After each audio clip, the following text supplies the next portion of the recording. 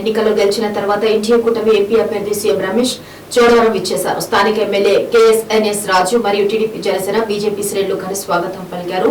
గజమాల వేసి సీఎం రమేష్ కు స్వాగతం పలికారు. చోడవరం ఇచ్చేసిన ఎంపీ సీఎం రమేష్ కు స్వయంభూ గౌరీశ్వర స్వామిని దర్శించుకుని ప్రత్యేక పూజలు గావించారు. ఈ సందర్భంగా ఎంపీ సీఎం రమేష్ మాట్లాడుతూ ఆంధ్రప్రదేశ్ లో ఎన్డీఏ కూటమి ఒక సునామీని సృష్టించింది. దానికి గాను ప్రధాని నరేంద్ర మోడీకి, చంద్రబాబు నాయుడుకి, డిప్యూటీ సీఎం పవన్ కళ్యాణ్ కు ప్రత్యేక ధన్యవాదాలు తెలిపారు.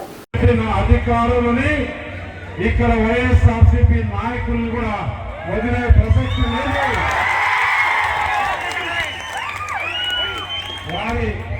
వారికి రోజులు అన్ని గుర్తున్నాయి.